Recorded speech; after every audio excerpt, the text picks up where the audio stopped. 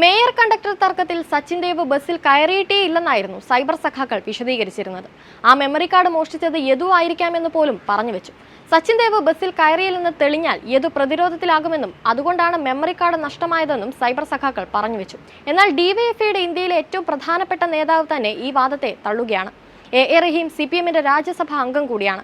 എല്ലാ അർത്ഥത്തിലും പാർട്ടി പ്രോട്ടോകോളിലെ പ്രധാനി.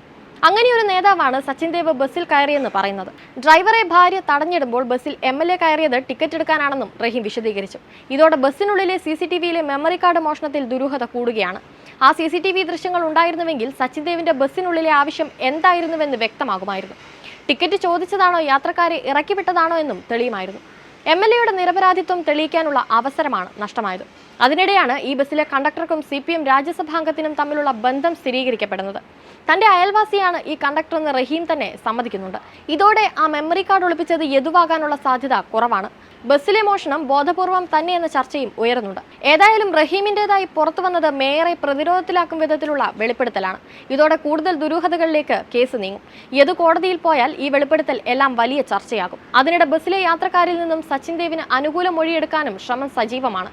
ഭാര്യ തടഞ്ഞിട്ട ബസ്സിൽ സച്ചിൻ ദേവ് കയറിയത് ടിക്കറ്റ് എടുത്ത് തമ്പാനൂരിലേക്ക് യാത്ര ചെയ്യാനെന്ന വിചിത്രവാദമാണ് റഹീമിലൂടെ പുറത്തുവരുന്നത്.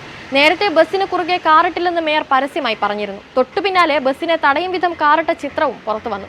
ഇതോടെ യദുവിന്റെ ഔദ്യോഗിക കൃത്യനിർവഹണം തടഞ്ഞുവെന്നും വ്യക്തമായി. എന്നിട്ടും KSRTC പോലീസിൽ പരാതി നൽകിയിട്ടില്ല.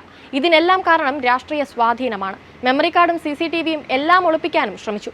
അങ്ങനെ ഭരണകൂട അട്ടിമറിയിലേക്ക് വിരൽ ചൂടുന്ന വെളിപ്പെടുത്തലുകളാണ് ഈ കേസിൽ പുറത്തുവരുന്നത്. അതിനിടെ KSRTC ബസ്സിലെ CCTVയുടെ ദൃശ്യങ്ങൾ സ്റ്റോർ ചെയ്യുന്ന മെമ്മറി കാർഡ് കാണാതായ സംഭവത്തിൽ അന്വേഷണം ഊർജിതമാക്കി പോലീസും സജീവമാണ്. തമ്പാനൂർ ബസ് ടെർമിനൽ വെച്ചാണ് മെമ്മറി കാർഡ് നഷ്ടമായതെന്നാണ് പോലീസിന്റെ പ്രാഥമിക നിഗമനം. മെമ്മറി കാർഡ് കണ്ടെത്തുന്നതിനായി വിശദമായ അന്വേഷണം നടത്താനാണ് പോലീസിന്റെ തീരുമാനം. തമ്പാനൂർ ബസ് ടെർമിനലിലെ CCTV ദൃശ്യങ്ങൾ പോലീസ് വിശദമായി പരിശോധിക്കും. ജീവനക്കാരുടെ മൊഴിയുമെടുക്കും. അതേസമയം KSRTC ഡ്രൈവർ യദു നൽകിയ പരാതി അന്വേഷിക്കാൻ സിറ്റി പോലീസ് കമ്മീഷണർ കന്റോൺമെന്റ് SPക്ക് നിർദ്ദേശം നൽകി. പരാതിയിൽ കഴമ്പുണ്ടെങ്കിലേ കേസെടുക്കൂ. മേയറുടെ പരാതിയിലെ സൈബർ ആക്രമണ കേസുകളിൽ വൈകാതെ അറസ്റ്റുണ്ടാകും. ഇതിനിടെയാണ് റഹീമിന്റെ വെളിപ്പെടുത്തൽ പുറത്തുവരുന്നത്.